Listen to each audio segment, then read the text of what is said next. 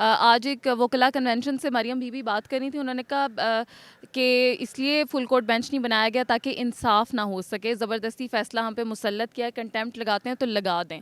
आपके पेटी भाई उधर मौजूद थे, वकला बरादरी का कन्वेंशन था। नहीं देखें, ये हमेशा बार में धड़ाबंदी होती है। कोई ग्रुप किसी साइड पे होता है पॉलिटिकल पार्टी के साथ, कोई ग्रुप किसी पॉलिटिकल पार्टी के साथ होता है।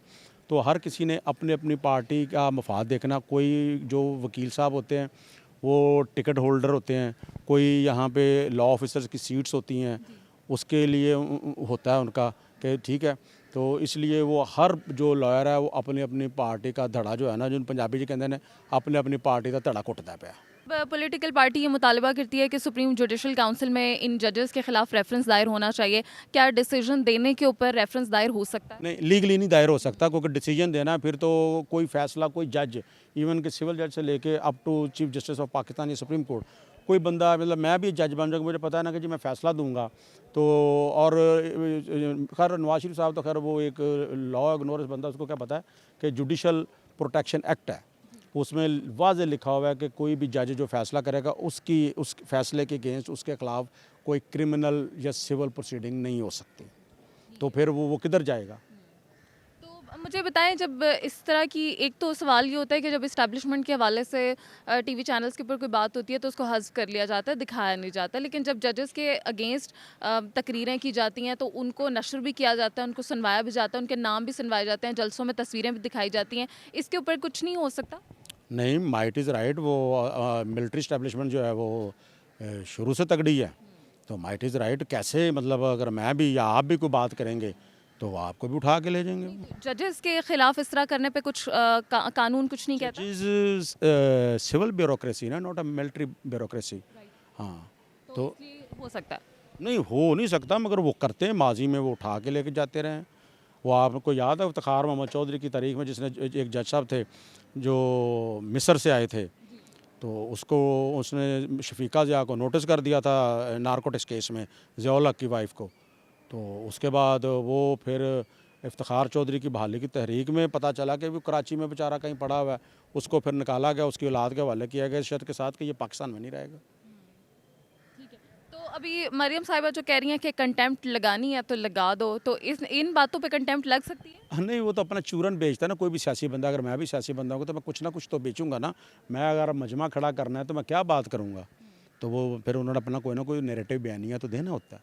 सर लास्टली मुझे ये बता दें, अब सुप्रीम कोर्ट कहती है कि इलेक्शन कराओ 90 दिन के, वैसे तो डेट आगे चली ही गई है थोड़ी सी 90 दिन से एग्जैक्टली, लेकिन अब अभी अभी भी बातें हो रही हैं कि सुप्रीम कोर्ट का डिसीजन आने के बावजूद भी खुलेआम कि नहीं कराते इलेक्शन, कर लो जो करना।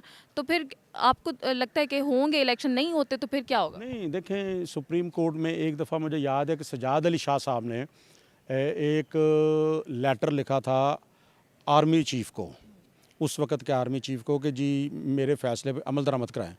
उन्होंने अमल दरामद फ़ैसला करने के बजाय ना अपने डिफेंस सेक्रेटरी को लेटर वो भेज दिया कि जी मुझे बताएं इसका क्या करना है।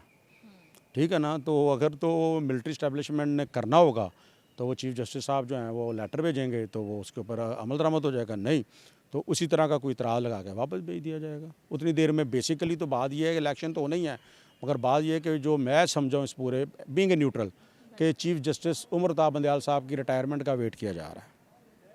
कहते हैं कि करवाना है, मगर इनकी रिटायरमेंट के बाद करवाना। अब अल्लाह जाने क्या वजह है कि वो कहते हैं इनकी मौजूदगी में कराना, वो कहते हैं इनकी रिटायरमेंट के बाद करवाना है। काजी फाइजी साहब को लाके, हाँ, और जस्टिस काजी फायजी साहब ला गए, मगर ये भी इनकी खामख्याली है, वो नून लीग के नहीं हैं, वो सिर्फ उमर ता बंदयाल के ख़िलाफ़ हैं, क्योंकि उन दोनों के आपस में टसल है। उनको कोई केस, जब से उमर ता बंदयाल साहब बने हैं ना, तो सुप्रीम कोर्ट के जज कोई इंतकाल दुरुस्त करने के लिए नहीं बैठता। वो कहता मुझे भी वीवीआईपी केसेस में बैठाएं, वीआईपी बेंच में बैठाएं, तो उसको उन्होंने नहीं बैठाया।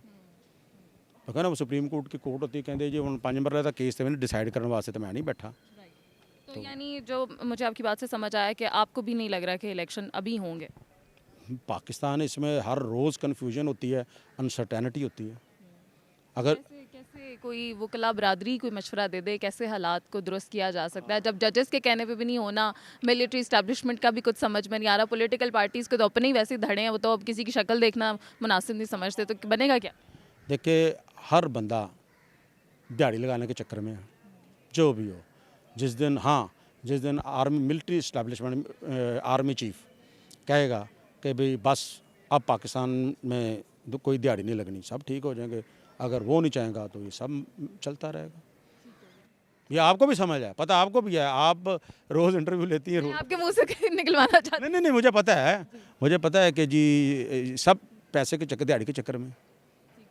ये आप देख लें कि वो एक साल ही मिला उसको मोहम्मद खां भट्टी को, तो वो कितने पैसे लेके वो चला गया, 1 साल मिला उसको। हाँ, तो यहाँ पे तो फिर आपको पता है क्योंकि वो सारे, हाँ मेरे जैसा बंदा जो है वो लानत भेजता है हराम पे, हलाल की दाल रोटी सफिशेंट है।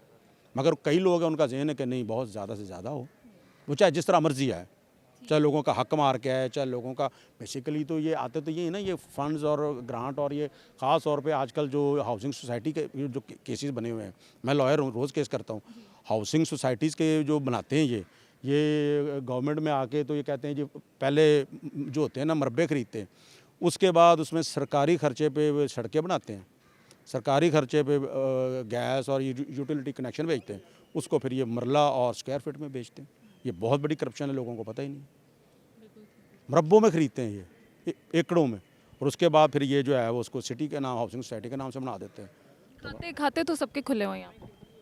इसमें तो कोई शक ही नहीं है, जिधर हम खड़े हुए रोज़ यही खाते के ख़िलाफ़ ही तो आते हैं, किसी न किसी का हक खाया होता है।